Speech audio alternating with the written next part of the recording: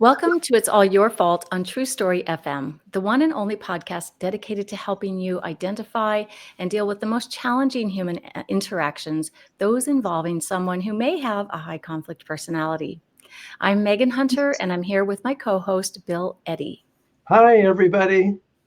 We are the co-founders of the High Conflict Institute, where we focus on training, consulting, coaching, and educational programs and methods, all to do with high conflict. So today we're going to talk about the royal family and a little family conflict. If you're not sure what I'm talking about, think Harry and Meghan. They've been in the news quite a lot lately from the UK about their family conflict, and we're going to break that down and see what that looks like and talk about maybe some thoughts about what you can do in your own family, because almost all families have some conflict and a lot of families have high conflict.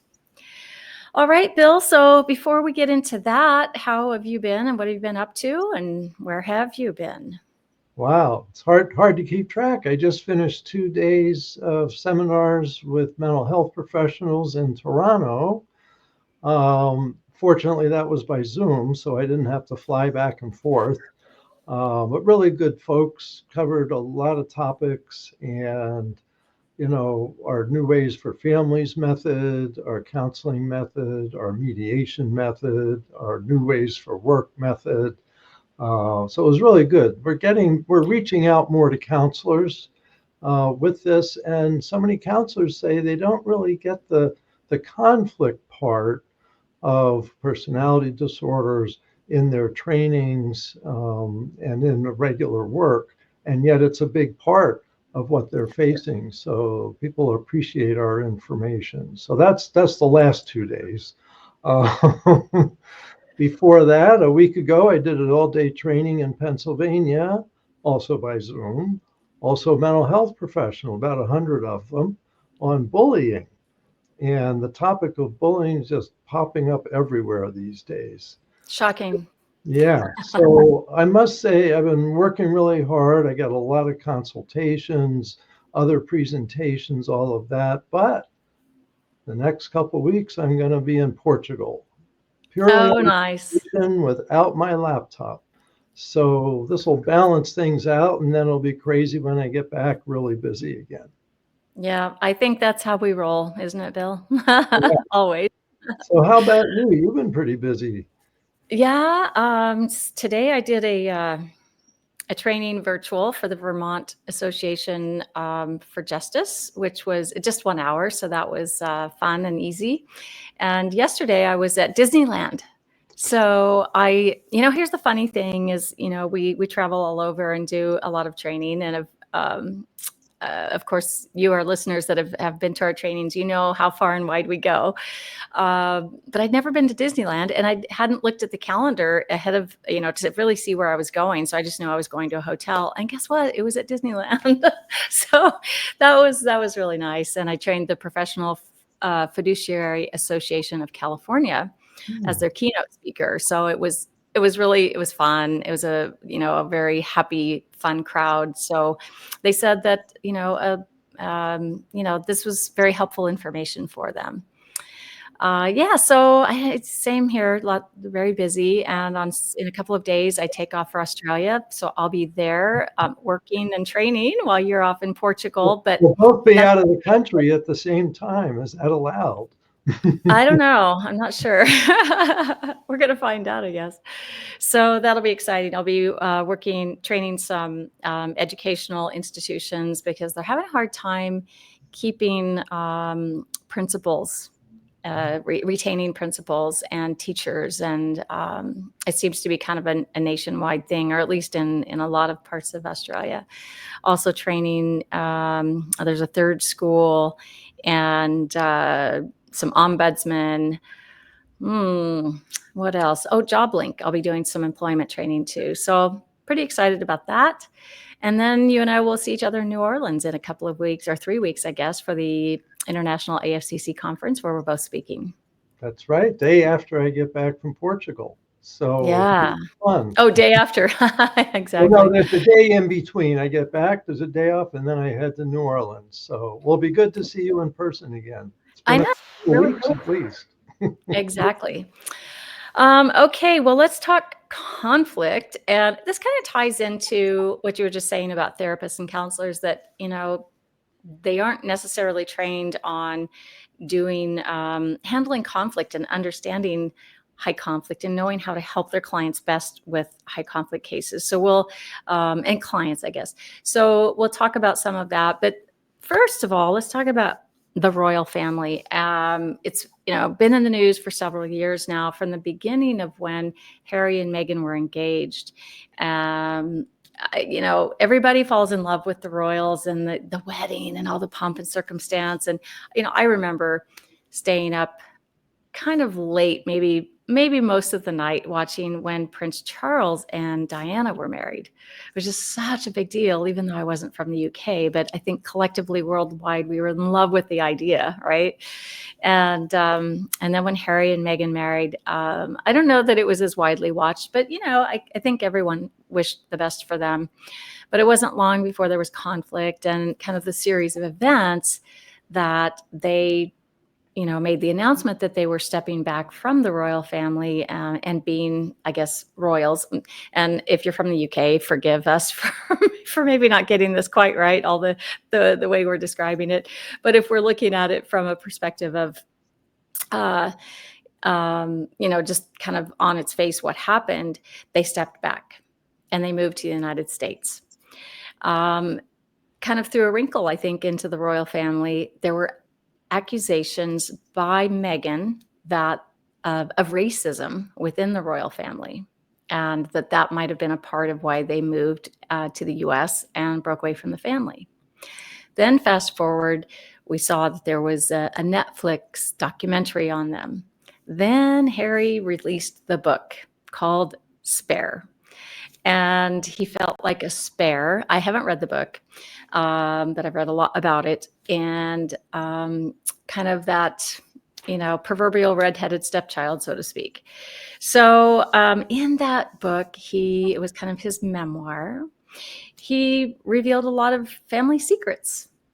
And public family, maybe you think it's okay. Some people think it's okay to reveal family secrets if your family is public. But in the royal family, it doesn't seem like it's a thing you do, but they did it. Then they went on the Oprah Winfrey show, or did a special with her and kind of revealed secrets along the way. They were quite upset about not having security provided to them while visiting the UK, provided by the government. And so there have been lawsuits filed, and just recently, Harry has lost those suits. And he really seems to be, reported by the news, blaming his dad for these things, and that it's kind of, maybe there's conspiracies against him. And if if you want to protect your grandchildren, why wouldn't you want to protect your grandchildren? So seems like there's quite a bit of blame, probably a lot of emotion. Are there extreme behaviors? I don't know. What do you think, Bill? Well, I want to talk about this in the context of family conflict and family conflict resolution skills. I don't think that the royal family is all that different from most families in terms of family conflict, family dynamics. The difference is that they have a gigantic spotlight on them. And this makes me want to talk about things like, one of the main principles we have with all high conflict is keep the conflict small. Whatever you do, you want to try to keep it on small scale, because small is the only things that you can resolve. When conflicts go large, they're overwhelming. You get everyone's emotional reaction, everyone's reactive, and you don't get into problem solving.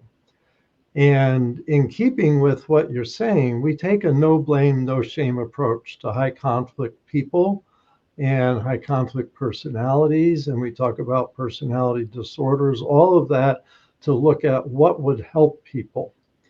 And so this spotlight on them doesn't help. I think that Harry and Meghan made a mistake. The first thing that jumped out at me was their interview with Oprah, where they aired a lot of family secrets in a sense. You mean dirty laundry? Yeah, I'm trying not to Kind say of. that, but you're right, dirty laundry. Um, and I thought that was a mistake, and it got a lot of press, a lot of attention, and it that I believe was a mistake because you can't solve family conflicts in the public spotlight. And I know that as a family therapist and as a family mediator, that you really have a right to some degree of confidentiality and privacy, and that we love the entertainment world, but we don't want to live in it. And I think that's a big difference. We need to know the difference between entertainment and real life problems and real life solutions. I think having that public spotlight made it become a question of who's to blame and who should be ashamed of themselves. And I don't see anybody to blame here. I see mistakes here. And Mm. if people were to learn skills, I'd say one of the skills is figure out where the boundary is of private and confidential versus public and shared. But another thing with the media is it's the high emotion media. And our culture today, we confuse entertainment and real life. And we should all learn what the difference is. And part of what's confusing is it's the same devices give us both of them. So we get entertainment on TV, we get entertainment on our phones and iPads, and we also get serious information. We get useful information. Um, Also, certainly politics is an area that's very much public, yet has a lot of entertainment to it, and we get confused.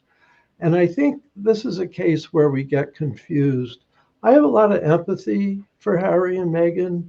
I have a lot of empathy for King Charles.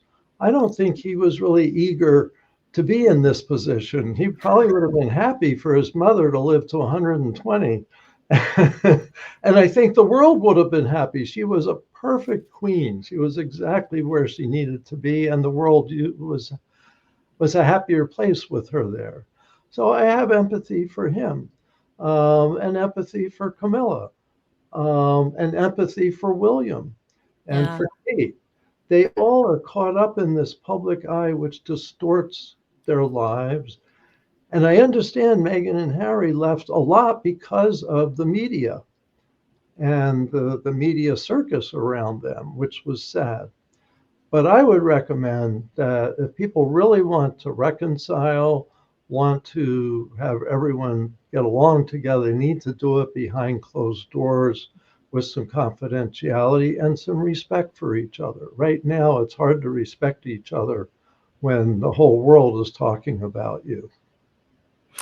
So that begs the question then, with Harry and Meghan becoming so public. I think for many, it's this, saying one thing but doing another. So blaming the media, and we're leaving the UK because of the media problems, or at least partially, but coming to the US and signing big contracts to be in the public spotlight, placing themselves in positions like on the Oprah show to tell their story. And I see it as a victim story.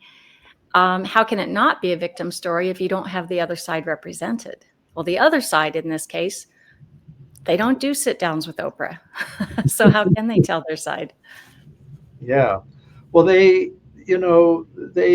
would hope at some point that someone says, look, you got to sit down together in private behind closed door. They need a conclave. That's what they need. A door locked behind them and no cell phones. And we'll have some smoke, different smoke And, colors, right? right. And when the white smoke comes out, that means they're getting along. All's good. All is well. But seriously, it's interesting. I think of high profile, high conflict divorces. And one I think of was Kim Basinger and Alec Baldwin. And they had a very public dispute over their 11-year-old daughter, Ireland, at one point. This is 10, 12 years ago. And the public was lining up behind him and behind her as to who was the bad guy here. Because there was a voicemail message made public, and he said some things he shouldn't have said, even privately to his daughter. He blamed her for a bunch of stuff. Anyway, you heard a whole lot about this, and suddenly you didn't hear about it anymore. What happened? They were in family court, and the family court judge said, you need to stop talking in public about this. I'm not going to have that. There was a grown up in the room. Yeah. And that's what I like to say. That's a thing that often family court can order as a grown up in the room when you have high conflict people dueling it out around other people, including in public or not. And that really made a difference. And they all get along pretty much now. I understand she's probably 12, 14 years older than she was then, and has a good relationship with both of them. Someone needed to step in and say, cut it out. And you're both going to have time with your child. We're not going to argue about, that she doesn't spend time with somebody. You're both going to have a relationship, and it's going to be not in the public eye. And I feel like that's what the royal family needs. They need kind of a grown up in the room to say, sit down together. All this stuff is understandable. I think it's terrible being in the public eye. And I have empathy for all of them because of that. It's a dysfunctional family that's pumped up by high conflict media. And the only way to overcome that is to pull themselves out of that environment and sit down with a grown up family therapist or family court judge. Are you volunteering, Bill? Absolutely not. Absolutely not. You would be great. You'd be great at it. Yeah, well, my name's also William, so it would probably seem like I was biased or something. Probably. But I think that the thing that helps families in these situations is to slow down, go step by step, to speak respectfully to each other, acknowledge the positives that each person has, and talk about what you want from each other. What would this look like? Let's not talk a lot about the past. Let's talk about what you want the future to look like. And we're just going to have to accept the past. And I would hope that's what they would do and work out. Okay, maybe there is some security we can provide. It's not punishment or revenge. I understand he's a public figure, and public figures are always at risk in today's world. However, let me interject with this. Sure. Playing devil's advocate a bit, Harry and Meghan have a lot of money. They could afford their own security. So now they're saying, it's just so sad, kind of, subversively placing blame on the royal family. It's kind of sad that my children will never get to set foot on my homeland soil, when they could afford their own security to do that. So, are those just jabs? Well, it's interesting because everybody's got the money. So the issue's not the issue. Yeah. The personalities are the issue, and that's often what we see. Now, I don't know that there's one outstanding personality here. I think that they're probably all stubborn. And that's one impression that I have. But I think if they sat down together, this is what we do in divorce mediations. Look, one's not going to pay for it. The other's not going to pay for it. Let's do 50-50 or 60-40 or 70-30 and split it and put it behind us. Because money's not the issue when people have a lot of money like this. It's really the optics, it's the impression, it's defensiveness. And I must say, I think the institution of the royal family, and I think that's part of what Harry complained about, that it's an institution, it's like a company. I think they made a mistake by not embracing the potential to reach out to the rest of the world, especially through Meghan and Harry. Meghan being a mixed race person, was was welcomed in countries that were black and brown. And there was so much potential if they could have been a team together. And it's sad that that didn't happen. I mean, we're way past that. But I think this is what we see with families. Find something you can work on together, and don't be as threatened and competitive with each other. And I think that that was heightened by the media. Every little thing. You can bring people together or you can pull them apart. And adversarial thinking pulls people apart. And that's where the media likes it. Media loves adversarial thinking because then people pay attention. It grabs your amygdala and makes you look. And so we've got to build some resistance to that and say, hey, leave these folks alone. And let's not buy all the photos of in their face that photographers get when they're swimming and doing whatever else it is. So Bill, keep dreaming. I'm There's an money. It's money, money, money. old school family therapist. Oh well, what can I say? No, I mean we can have wishful thinking. It's just when money's involved and all this, it's there's a piece of money in it for a lot of different players here, but I kind of want to flip back to the institution itself. Yeah. When you're born into an institution like this, you know what it is, and maybe you're not happy with it. It seems perhaps William is okay with it. He seems to be, on board, and Harry was not. And that's okay, but it doesn't.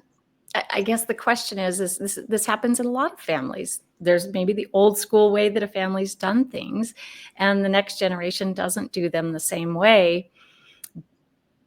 But does it make it right to put the original family, the older generation, kind of on blast and claim a victim status just because there is institution there, because there is maybe tradition there? And I think it goes to setting limits. The institution is the limit. I'm sure there's plenty of politics and bureaucracy and rules that a lot of people don't like, but the Queen was able to keep it very stable for a long time. And after that, I don't know. It's so is it okay? I guess the question is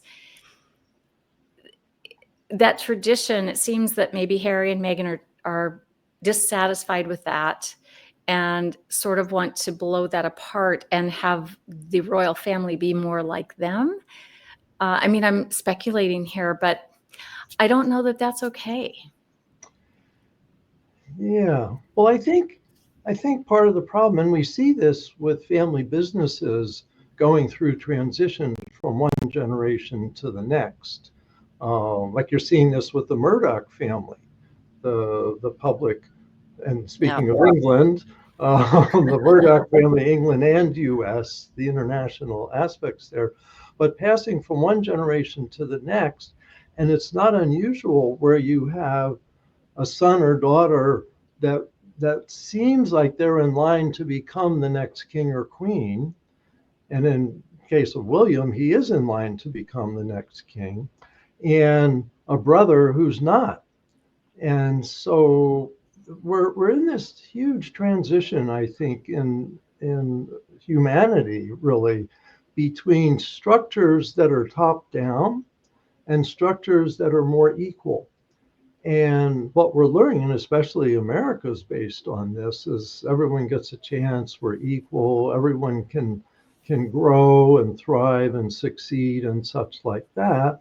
And so we're very much, like that, a constitution that makes us all equal, versus, say, the old structure where you have a king, you have a queen, you have a hierarchy that only has room for one at a time. And I think we're seeing the clash of these two cultures. And what's interesting is Harry and Meghan kind of left being at the bottom or being the spare into a culture where, you can be relatively equal, although I'd say they're more equal than most because of their image and their money and all of that. But I think it's a larger dilemma. It's way beyond blaming individuals and in a sense beyond personalities. It's really, is there room for all of us, or is there only room for one of us? And the two siblings, when you have two siblings like this, um, it's it's tough, and people compete, and we have to rein in our competition, or people get hurt. I think if there could have been a title for Harry and Meghan that was really significant and important to the royal family, that maybe they could have been happy. I just think it's sad because they had a lot they could have contributed, but the jealousies between brothers and the roles within the institution are too confining. Yeah, yeah. I mean, there's a lot of dynamics as there are in any family, like you said from the start. You have the brothers, you have the father son, you have the the loyalty to the mother who passed away, the all the trauma that came from that. I think that affected those boys so Oh deeply. yeah, You have new wives of each of the boys. There's a lot here, and look, we're not going to label or diagnose anyone. We're just looking at patterns of behavior. And in family conflict, there may be a high conflict person, there may be more than one, or there may just be ordinary family conflict. Ordinary family conflicts can probably be overcome, except for having this huge media attention. right. If there's some high conflict behavior, patterns of behavior going on, a lot of victim stories, which I find in family conflict, the attempt to draw in negative advocates and put people on sides, my side of the family against the other side of the family. I mean, back to the Hatfields and McCoys, right? It's all about the sides, and really trying to convince people that my family was so terrible to me. Right, the other side is so bad, and it's so deeply held, and the wounds are so deep, and there's so much history that it becomes so hard to overcome. And then you write a book, and then you talk about it, and you put a lot of blame out there against the other party, and it's or other side, and you have some big conflict. So, we're doing our best, you and I, Bill, and our team at HCI, to help the world with conflict. So if anybody knows the King or Harry, let them know Bill is available. You can do it. You can do it. Anyway, I do want to mention here that I hadn't even thought about this before we started recording this, but we just this week released a new program, coaching program, an online course for couples and families. It's called New Ways for Couples and Families, and it's sort of was a springboard from our New Ways for Families program for divorcing and separating families. But we'd really like to see families stay together, but they often need skills. And what we've heard for so long, Bill, is from people who are going through a separation or divorce, and they learn these skills and they start using them in their co-parenting relationship. Wow, if I'd have known these 15 years ago, I probably wouldn't be in this spot. So everybody can learn skills, almost everyone. And so we put this together. You put this together for couples that would like to improve their relationship or would like to stay together. I honestly believe, with commitment and skills, most relationships can survive. Of course, there are some that need to end if there's violence and abuse happening. But I don't know, what else did you put in that New Ways for Couples and Families course? Well, you're right. We put in the same four big skills: the flexible thinking, the managed emotions, moderate behavior, and checking yourself, that we put into the divorce co-parents course. So this is an online class. It's 8 sessions, roughly an hour, self-directed reading and writing and watching some videos, including of Actually, I'm thinking of something else there. Anyway, including some videos.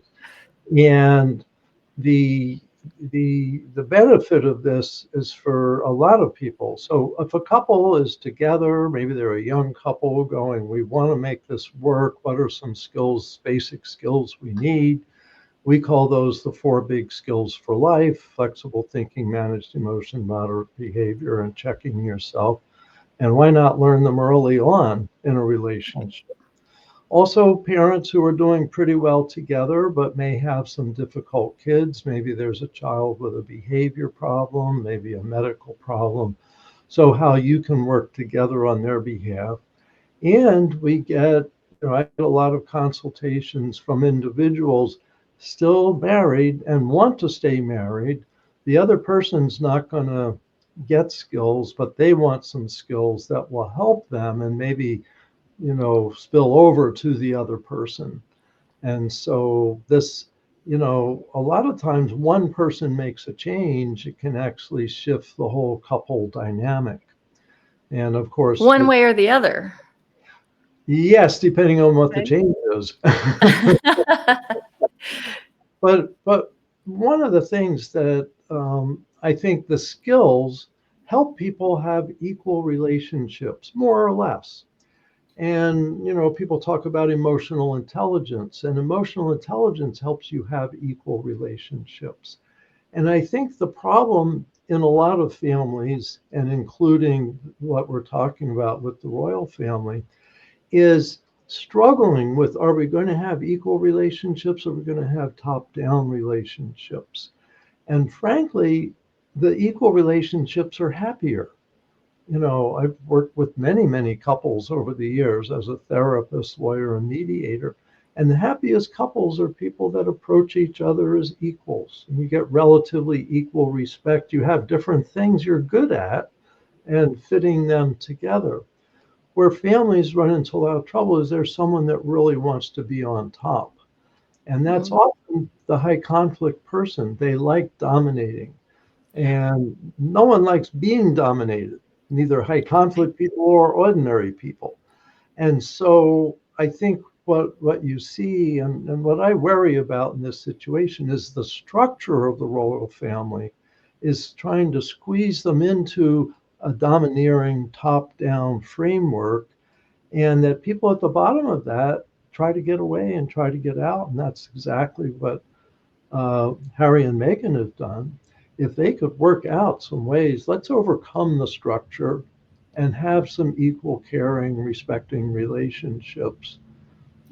Maybe I mean, they, it was their choice to leave, right? So I think that's the problem that many have with it, is making a choice like that and then complaining about it. And, that, but beyond that, right. how do we make this work going forward? And I think that's what all families have to do. And, it's, many people make decisions about family relationships. Back in the day, I don't think that you left your family, but families knew how to get along. And there was probably, um, an elder hierarchy.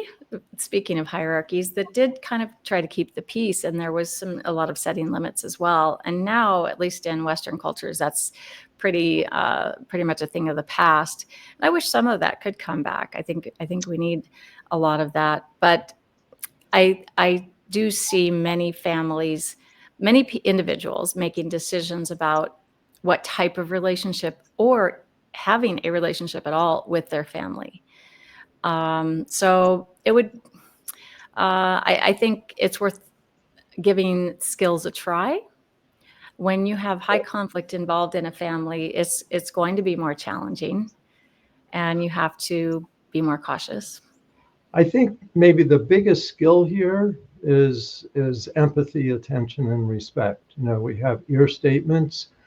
If all these folks could get behind the conclave door and give each other some mutual respect and empathy, etc., that would be great. On the other hand, sometimes that can't happen.